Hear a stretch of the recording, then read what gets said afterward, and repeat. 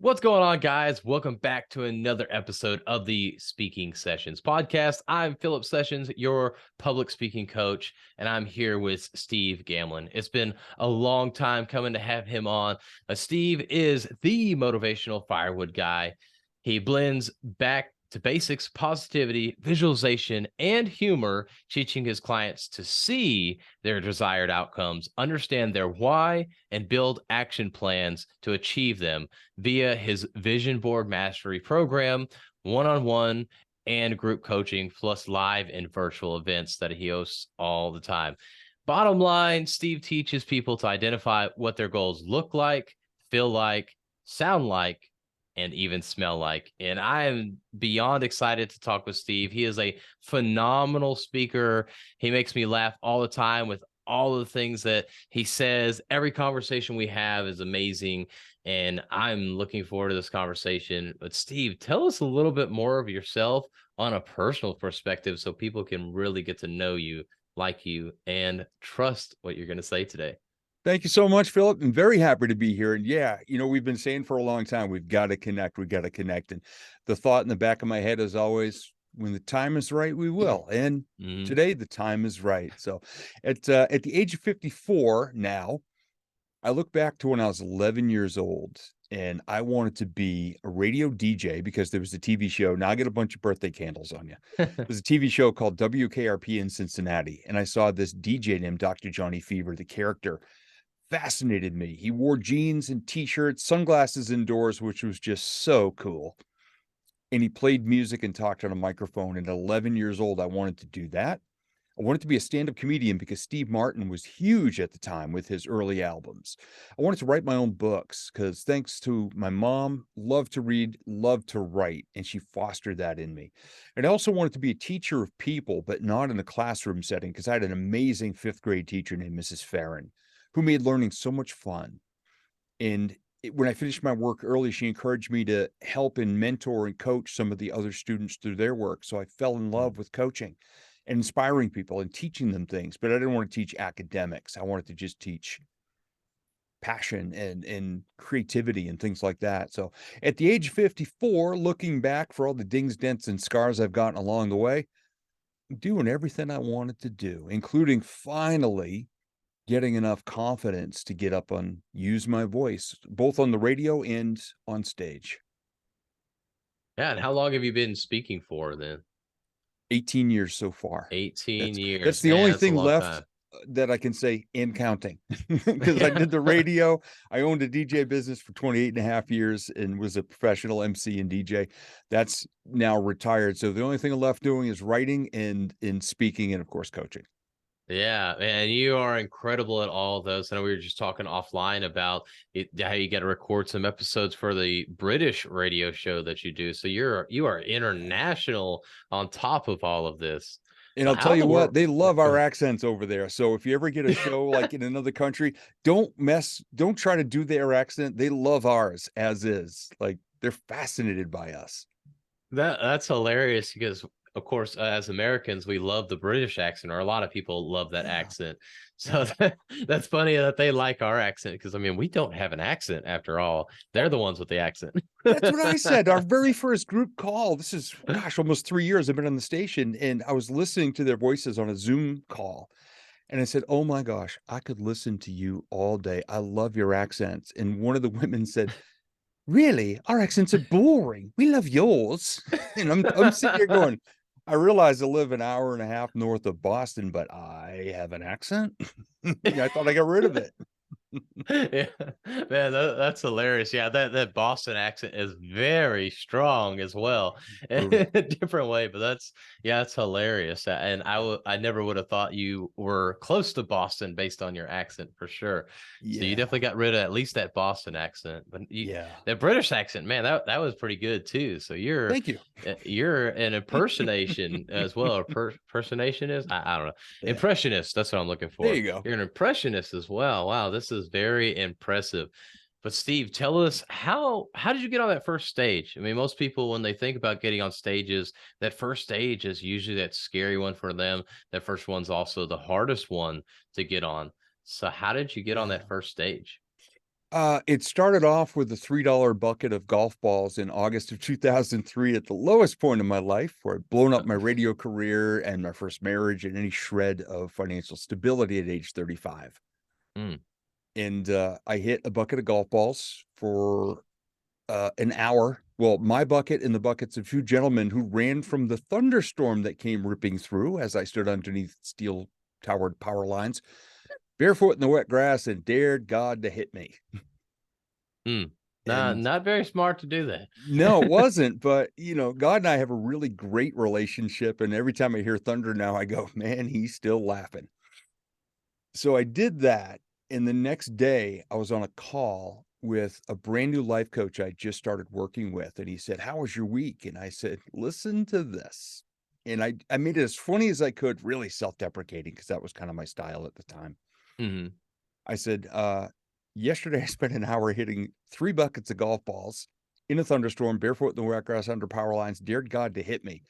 And I just made it as funny as I could. And when he stopped laughing, he said, "You ever thought of being a motivational speaker or stand-up comedian? I think you'd be great at both."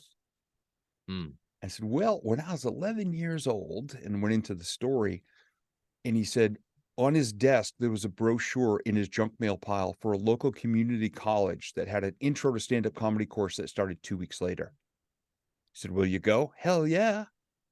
"You ever heard of Mm. Toastmasters?" "Yeah, kind of. They teach you how to be a speaker or something." He goes, "You got the stories, man. Just go in and tighten it up and develop your style." And so a week after my first comedy class, I was in Toastmasters, started to win some competitions and awards. And somebody from in there said, "Hey, I'm having a motivation-a-thon. We're going to have 8 speakers over 8 hours. We'd love you to be one." And Mm. literally that's how it happened. I mean, a $3 bucket of golf balls that within 6 months, I was already on people's stages. Now, I was not good, not very good yet, but you got to start somewhere. You got to be Yeah. willing to suck to get better. And I've recorded most of the speeches I've ever given. I watch, I learn, I perfect, I study my style. And I just keep saying, how could it be better? How could it be better? How could it be better? And now, matter of fact, I just picked up a speaking event today for this coming May for a client that Nice. had me 6 years ago. And he said, "Man, I've wanted to have you back again for so long, but it just didn't work out." And then the pandemic.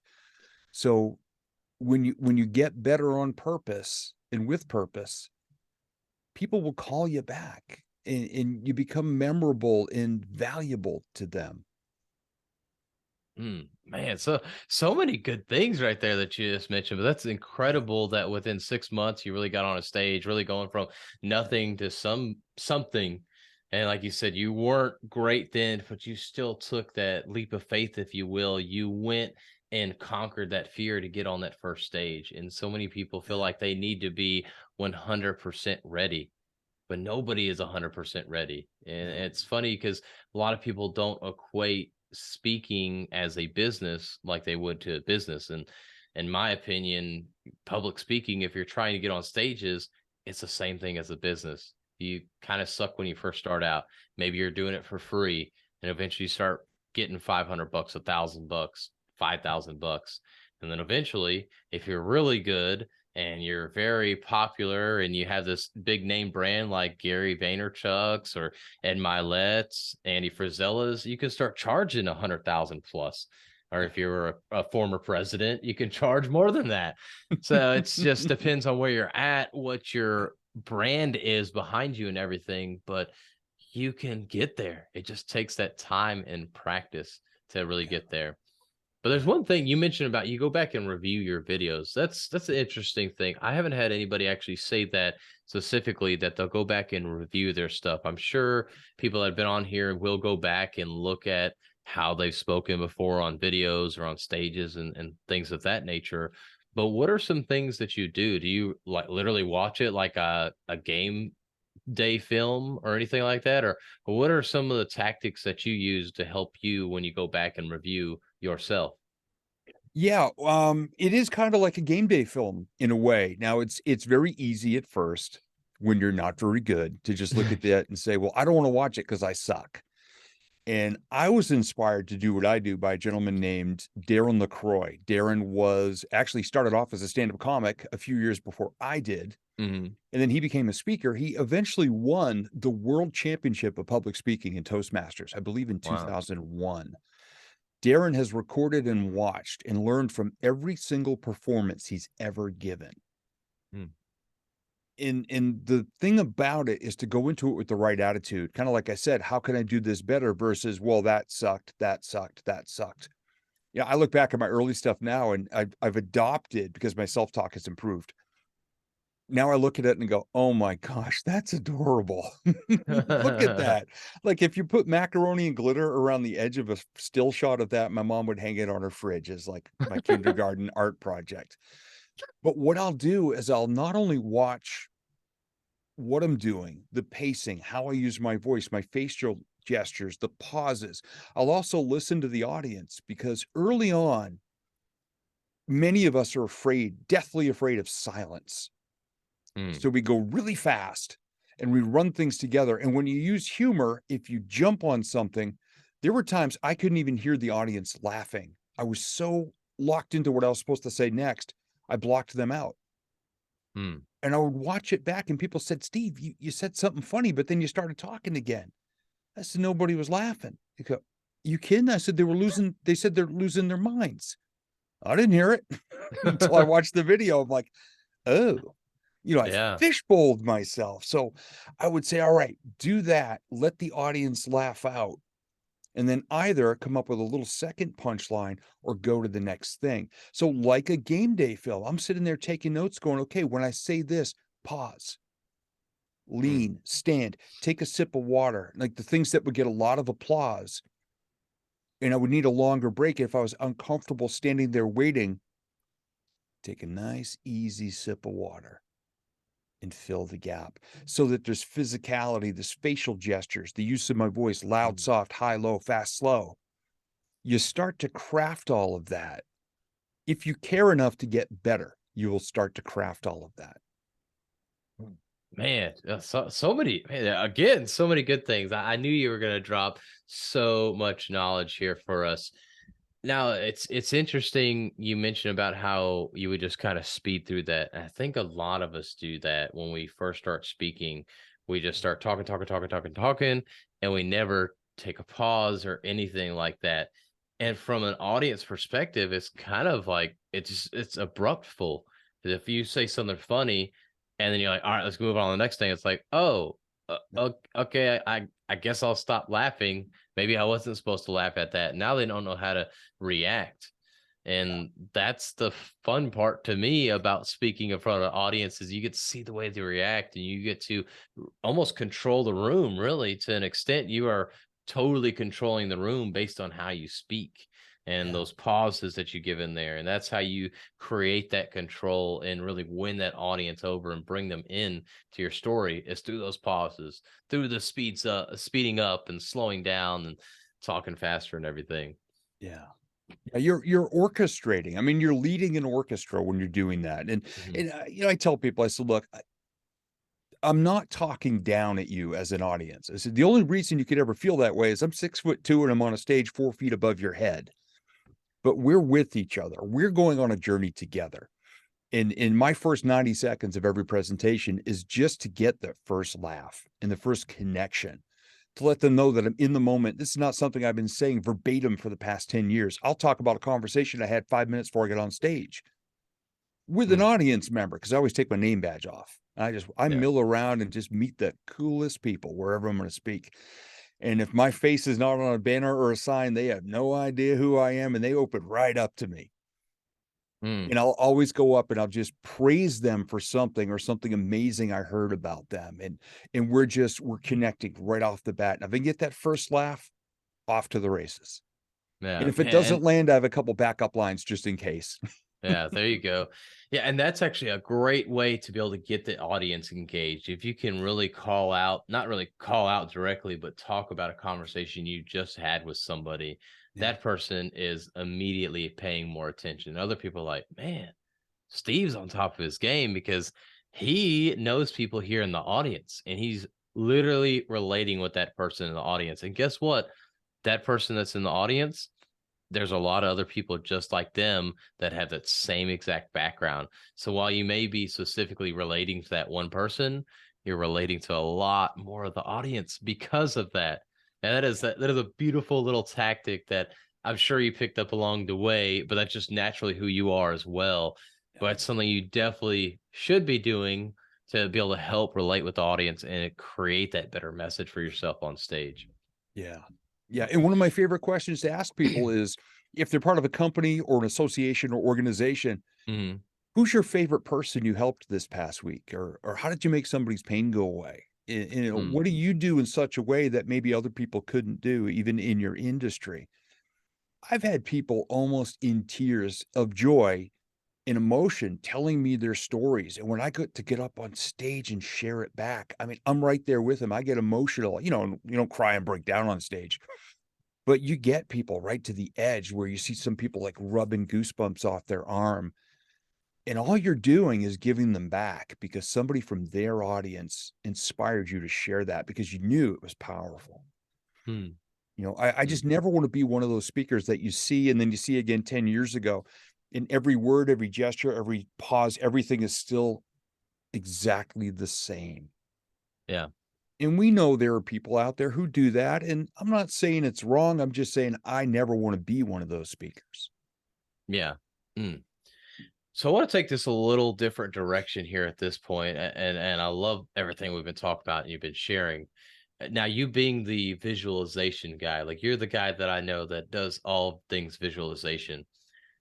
I'll let you lead this however you want, whether this looks like it's an exercise we do, or you want to just kind of explain how to visualize, but visualizing us being on stage or somebody being on stage, that the person that's listening to this podcast right now, can you walk us through how to visualize that so we can get on stage if we haven't gotten there yet, or perhaps it's a bigger stage?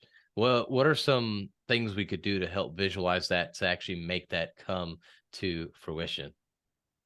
Number one is get a visual. And if you can go somewhere, even a bigger venue where someday you would like to speak, or just someplace bigger than you are now, or if you've never been on stage and you want to be, find a place that has a stage with a mic stand, maybe a couple lights, a nice little backdrop, take a picture of it. Or if you can get onto that stage, hand somebody your camera and just stand up there as though you're delivering. Just stand there with full confidence for a second. Have them take your picture because Mm. you're making it real. And I'm not one of those visualization guys who, you know, talks about let's have a vision board party with wine, cheese, cracker, scissors, glitter, glue stick, and magazines. And oh my gosh, drives me nuts because what I teach and the way I teach it, they are not arts and crafts project. I want people to immerse and connect emotionally Mm. with everything they want. And not just what they want, because that makes it sound like it's material things, the person you wish to be. You know, people say, Steve, you're so confident. Well, thank you. My confidence is my confidence is essentially a teenager at this point. Because I went through first Mm. 3.5, darn near 4 decades not being very confident. This is Yeah. relatively new. It can't even buy a beer or drive a car yet. But when I started to picture the confident speaker I wanted to be, the stages I wanted to get on, the type of people I wanted to connect with and be in relationships with, and really saw it and felt it and understood deep emotional connection why I wanted it. I started to get on stages. I started to speak for bigger clients. I started to win competitions in Toastmasters, joined the National Speakers Association, started to make connections there. I've got professional speakers who out earn me by at least 10, 20 times a year who now hire me to make their material funnier because part of their vision is they want it to be more humorous. So what do? They come to the guy who knows how to do that and surround themselves with the right people, make relationships with me, like I've done with other people who got me to the stages that I wanted to be on. And I still have a Mm. picture that I bought for I think $3 from a Adobe stock art 12 years ago of the view from an audience from an upper tiered balcony looking down at a stage with all the brightly lit stuff, and there's a person on the stage. You can't see who it is. I just say it's me Hmm.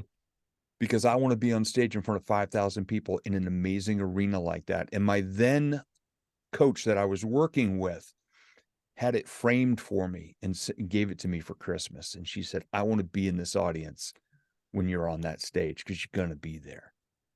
Man, oh, that's awesome. That gives me chills just thinking about that. Yeah. Such a huge thing to have that visual for sure. And so you kind of mentioned about arts and crafts and stuff. I just want to kind of dig in here a little bit more since I got you. And this is the thing I love about podcasts. I can ask things like this and be able to get away with it, not have to pay for it. But no, but so the more realistic we make this visual, we won't call it quite a vision board. Let's just go with this picture of you on stage. The more realistic we can make that, the more tangible, I guess it is, or something that we can, I guess, perceive us doing it. Like, can you explain that a little bit more? Why maybe that's better than it's just some random stock photo and you just maybe you slapped your face on there, maybe you didn't. Yeah. And is there anything more beneficial to doing it with you taking the picture or a stock photo with your face on it? Like, what's kind of the better way to go about doing this? Whatever captures the exact vision you have in your head for something. If you look at it, and I mean, you just know, or maybe it's just me the way I'm wired. I see something and I go, that's the one.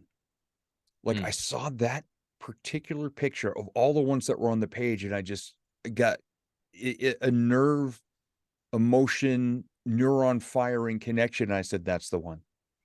So I picked that one. Now, there are other things I've done where I've just taken a pencil and a little piece of notepad and I've scratched something out and said, that's it right there. So it really depends on what makes your hair stand up on the back of your neck when you see it. And you just go, oh, that gave me the emotion. That's why I say what your goals look like, feel like, sound like, smell like.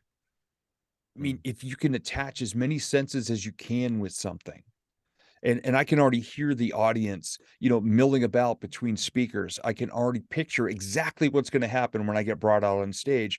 And for some reason, in my mind, I always joke. I said, Tony Robbins could introduce me and I could follow Tony Robbins and it would not scare me at this point. Because when I'm on that stage, I'm going to come walking out. I'm going to ask the light person to bring up the house lights. Guy with the thundering DJ music, turn it off. Fog machine, shut it down. Lasers, kill them. I'm going to walk out. I'm going to sit on the front of the stage, dangle my legs off the edge of the stage, and I'm going to ask 5,000 people if they mind if I tell them why I became a speaker.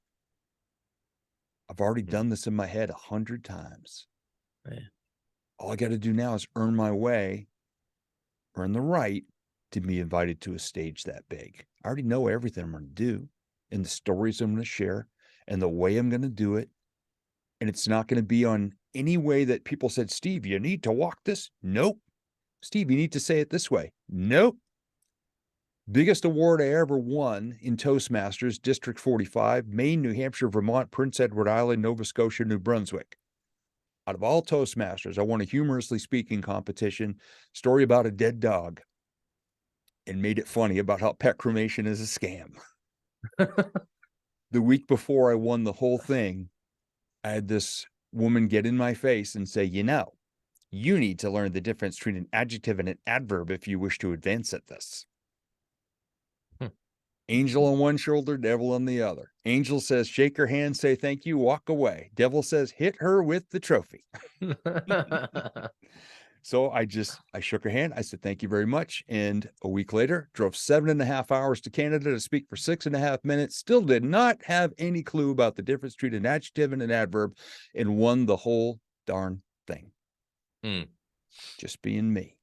And I can already see myself on that stage of 5,000 people doing exactly what I just shared. I'm not a rah, buy my stuff speaker, never have been, never will be. I'm going to go out there and be as charismatically confident as anyone has ever been on a stage. It's all I'm after. Man, yeah, that's good. I love that.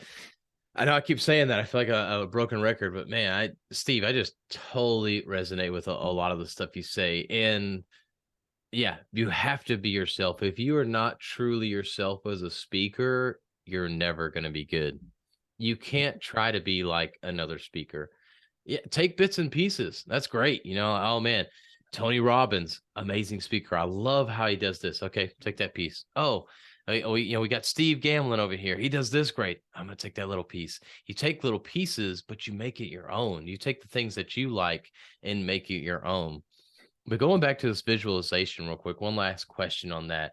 You Sure. mentioned make it as realistic as possible. Make it obviously about the thing that you want to become someday, whether it is, hopefully it's more than a week out, but if it's a week out, if it's 5 years out, if it's 5 decades out, if it's something you want to be, put it on that visualization board, make it as realistic as possible with as many senses. How often should we look at this? Daily. The Mm, people that I work with, and I work with individuals, entrepreneurs inside of companies. I work with whole company teams doing visualization mm, with them. And I say, look, put it on people say, should I do it digitally or a real board? I prefer a real board because I'm a kinesthetic learner and I actually get to physically feel it as I'm assembling each piece, and very strategically also with the pictures. mhm, As soon as they're done, I say, good, take a picture of it and make that the wallpaper on your phone. Make it the wallpaper on any tablet, laptop, or electronic device that you use. Print out a picture of it, fold it up, put it in the visor of your car if you drive around a lot for a living. And at least once a day, look at it and pick one picture or word, because I do a lot of hashtags and words and catchphrases with my clients. So every day you look at one and you say, how can I take one step to get one step closer to just one of these goals? Whether it's a short-term mm, goal, if it's a 20-year down the line goal, great. Think about this year, how much progress you want to make this year on that long-term goal, and have a little progress picture next to the big one. mm. And think of it like an old wooden roller coaster, which I love. We have one here in Southern New Hampshire, I think has got to be close to 1,000 years old.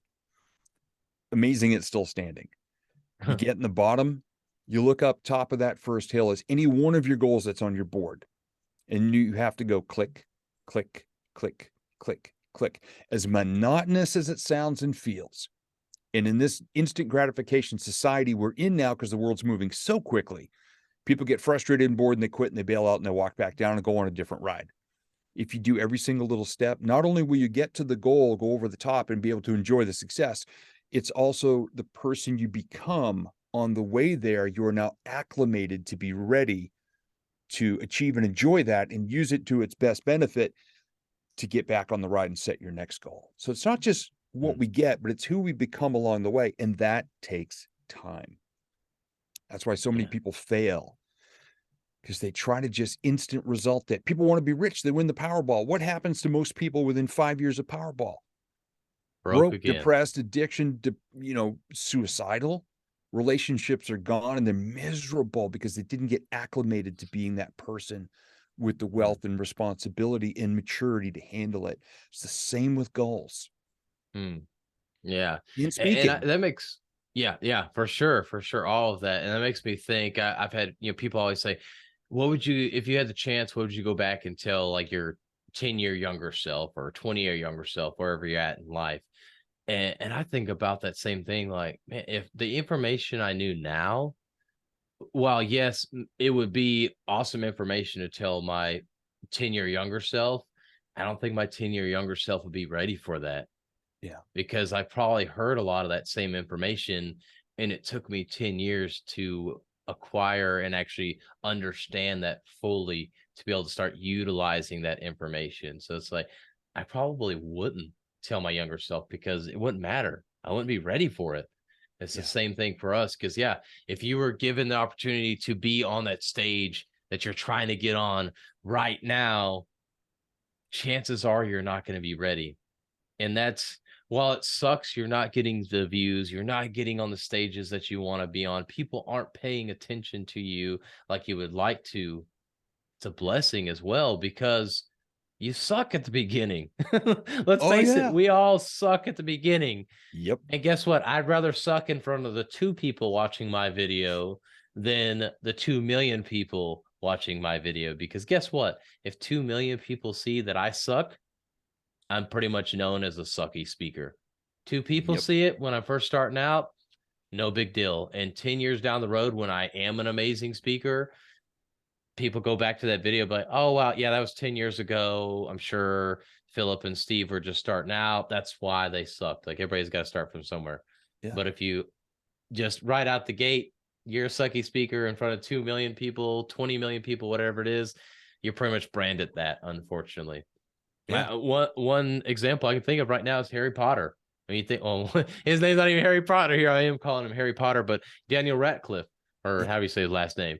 Yeah. He is branded forever as Harry Potter because he was the main star of a really popular movie series. And now look at him. He's struggling, unfortunately. And now a lot of those actors and actresses weren't in there, but whatever Hermione's actual name is, she's done a little bit better. She's still not a great, phenomenal actress either, not a superstar or anything, but still, because of having that early success, it's kind of hindered them later because they've been identified as that. It's the same thing for you with speaking.